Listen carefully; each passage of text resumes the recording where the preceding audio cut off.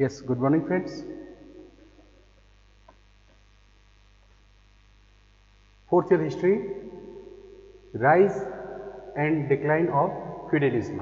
सामंतवाद का उत्थान व पतन, यह आज का टॉपिक रहेगा हमारा। यहाँ पे लिखा है सामंतवादी अर्थव्यवस्था। ऐसे यूरोप की प्रसिद्धि पूंजीवाद से रही है, पूंजीवादी अर्थव्यवस्था से रही है, लेकिन पूंजीवाद से पहले ये सामंतवादी अर्थव्यवस्था यूरोप में महत्वपूर्ण थी। सामंतवाद के बारे में बात करें तो सामंतवाद जो शब्द है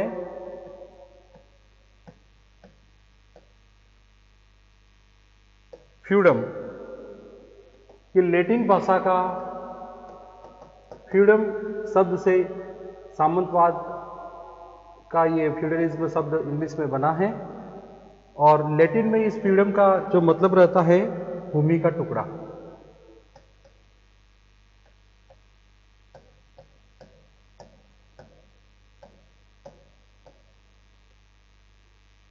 भूमि का टुकड़ा फ्यूडम का मतलब रहता है, और फ्यूडम से फ्यूडलिज्म अंग्रेजी में यह शब्द बना है। भूमि का जो स्वामी रहता है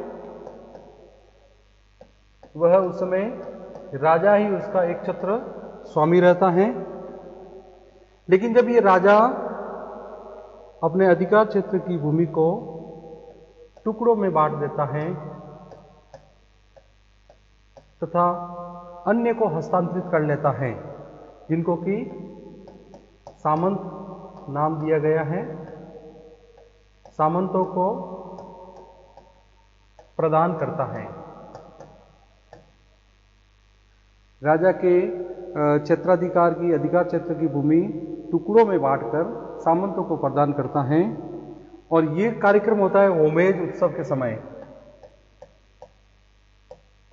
अर्थात होमेज उत्सव जब ये मनाया जाता है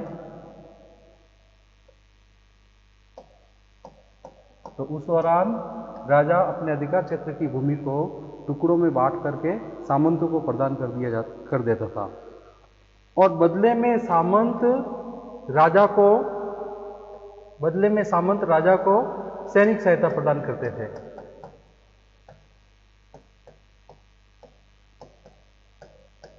तो राजा सैनिक सहायता के बदले अपने अधिकार क्षेत्र की भूमि को सामंतों को बांट देता था। तो ये सामंतवाद का बेसिक उत्थान का ये कारण रहा, या इस प्रकार का ये तरीका रहा।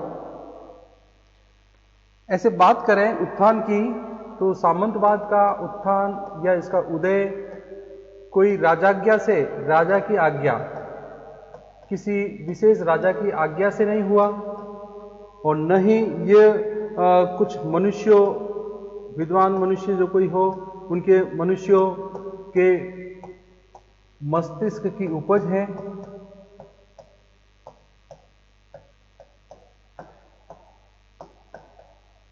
न तो राजा की किसी आज्ञा से ये इसका उदय हुआ, और न किसी मनुष्यों की मस्तिष्क की उपज थी, अपितु ये उस युग की स्वाभाविक आवश्यकता थी। राजा इस बड़े क्षेत्र को प्रचार ये साधनों के अभाव में उनको बात नहीं कर पाता था किसानों से, या जा नहीं पाता था, न किसान राजा के पास जा पाते थे। तो उस कारण उन्होंने अपने साम्राज्य को बांट करके सामंतों को दे दिया, जिससे कि किसानों की पहुंच उनके सामंतों तक आराम से हो जाए, और किसानों के पास सामंत भी राजा की आज्ञा लेके पहुंच जाए। तो इसलिए इसकी ये स्वाभाविक युग की आवश्यकता थी। इतिहास की ऐसे अनेक प्रकार की आर्थिक और सामाजिक रचनाओं की भांति सामंतवाद भी स्थान, समय तथा मानव के अनुकूल था। वहां के रहने वाले लोगों के, वहां की जगह के अनुकूल ही ये सामंतवाद उस समय की डिमांड थी।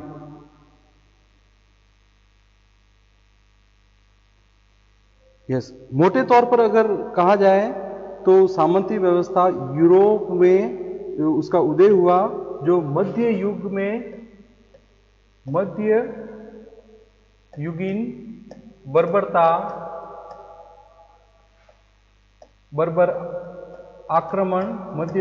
आक्रमण तथा अराजकता का परिणाम था।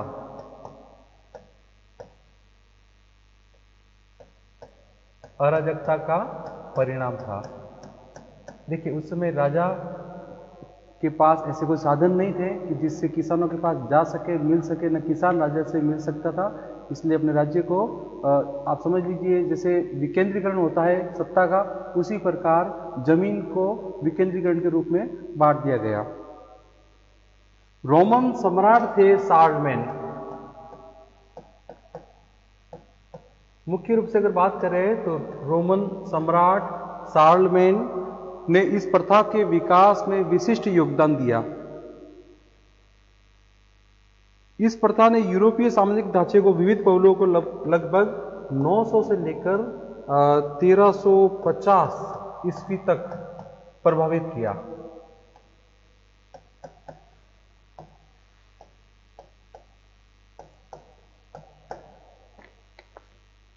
अगर सामंतवादी व्यवस्था के लक्षण की बात करें अपन, सामंतवादी व्यवस्था के लक्षण, तो इसके 3 लक्षण बताए गए हैं। प्रथम जागीर। जागीर का अर्थ वह भूमि है, वह साधारण भूमि है जो जिस पर अधिकार क्षेत्र राजा का होता है। दूसरी अगर बात करें लक्षण की तो इसमें होता है संरक्षण। संरक्षण में राजा तथा सामंत के बीच में क्या संबंध है, राजा किस टर्म्स एंड कंडीशन के आधार पर सामंत को भूमि दे रहा है, कितने सैनिकों की सहायता के एवज में कितनी मात्रा में भूमि दे रहा है, यह संरक्षण में अपन बात करते हैं। और तीसरी अगर बात है तो वह है संप्रभुता। संप्रभुता में अधिकार क्षेत्र की बात होती है, तो उस भूमि पर अधिकार क्षेत्र किसका रहेगा, राजा का रहेगा या फिर उस किसान का जिसको कृषि दास बोला गया आगे उसका रहेगा, या फिर उस सामंत का। तो वास्तव में उस भूमि पर अधिकार क्षेत्र है, सामंतों की संपूर्ण प्रभुसत्ता रहती है, पूरा अधिकार सामंतों का रहता है।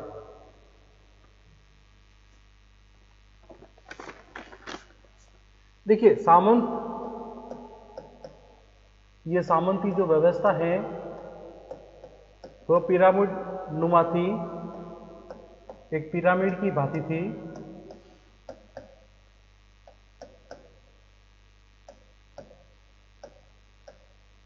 पिरामिड नुमा अपन बात करें तो इस तरह से ये व्यवस्था बताई गई है, जिसमें सबसे ऊपर ये राजा रहते थे जो भूमि का वास्तविक मालिक था, और सबसे नीचे उनको किसान भी न कहे, कृषक दास कहा गया है।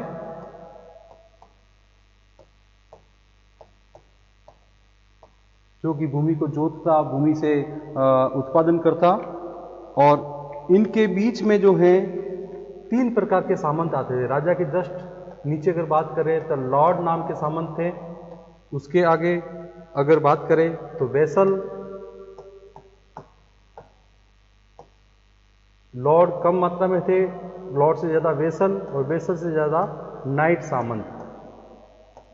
तो इन 3 प्रकार के सामंत राजा तथा कृषक दास के बीच में ये पिरामिड नुमा व्यवस्था में ये पाए जाते हैं, लॉर्ड, वेसल तथा नाइट। अगर हम केवल सामंत की बात करें कि सामंत को और किस किस नाम से पुकारा जाता है, तो इसके बारे में बताया गया है कि सामंत को लॉर्ड भी कहते थे, इनको ड्यूक भी कहते हैं, इनको काउंट भी कहते हैं,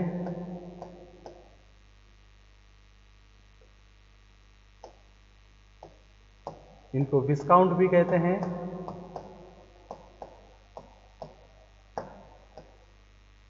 तथा इनको बैरन। सामंत को इन नामों से पुकारा जाता है। और ये जो बताई गई है सामंतों की एक व्यवस्था बताई गई कि इस प्रकार के सामंतों की लेवल से ये सामंत रहते थे, लॉर्ड, वेसल और नाइट।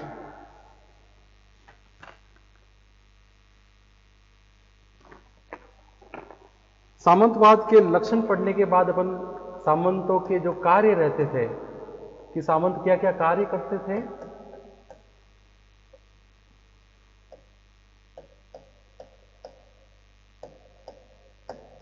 सामंतों के कार्य,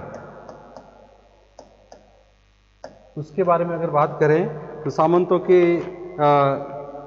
एक तो शांति बनाए रखना, जो उनको भूमि का टुकड़ा या जो जागीर मिली है उसमें शांति व्यवस्था बनाए रखना, विद्रोह या उपद्रव नहीं होए ये ध्यान रखना। दूसरा कार्य था इनका सुरक्षा, कोई आक्रमण अगर किसी अन्य सामंत से या अन्य राज्य के राजा की ओर से होता है तो उसमें उसके क्षेत्र की सुरक्षा बनाए रखना। उसके बाद में वहाँ के लोगों से और किसानों से कर वसूलना, और एक और कार्य था कि न्याय प्रदान करना। यदि वहाँ पे कहीं किसी के बीच में झगड़ा या कुछ ऐसा उपद्रव हो जाए और लड़ने को हो जाए तो उनको न्याय प्रदान करना, उन लोगों को न्याय प्रदान करना, यानी वो कचहरी बिठाते थे और लोगों का न्याय करते थे। तो इन प्रकार के जो महत्वपूर्ण कार्य हैं, जो कि विशेषकर ये कार्य अगर बात करें तो राजा के रहते हैं, राजा के सीधे सीधे न रहे तो राजा के कर्मचारियों के रहते हैं, जबकि ये सामंत लोग ये कार्य करते थे। सामंतों के ये महत्वपूर्ण कार्य के कारण ही उनकी स्थिति महत्वपूर्ण हो गई थी। अब अधीनस्थ सामंत थे, अधीनस्थ सामंत उनके भी अपने से जो उच्च है सामंत उनके प्रति कुछ कार्य रहते थे। अधीनस्थ सामंतों के कार्य विभिन्न प्रकार के कार्य थे। जैसे अपन बात करें कि राजनीतिक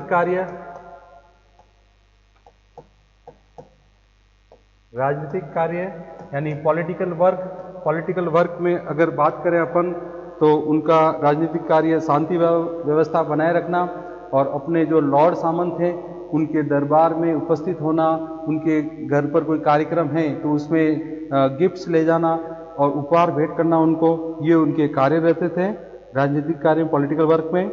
फिर दूसरे कार्य उनके सैनिक कार्य होते थे, सैनिक कार्य यानी मिलिट्री वर्क में अगर बात करें तो घोड़े, हथियार वगैरह राजा को सैनिकों के साथ में प्रदान करना और अपने लॉर्ड को, अपने सामंत को प्रदान करना, तथा सामंत जहाँ रहते थे निवास स्थान उन दुर्गों की रक्षा करना और रक्षा के लिए सैनिक प्रदान करना, ये सारे कार्य सैनिक कार्य में आते हैं। और इनका एक तीसरे प्रकार का कार्य आर्थिक कार्य लेते हैं।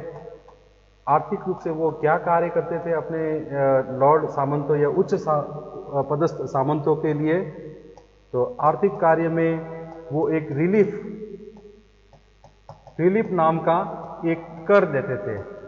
अपने से उच्च सामंतों को रिलीफ नाम का एक वित्तीय सहायता प्रदान करते थे, ये फाइनेंशियल हेल्प में आता है।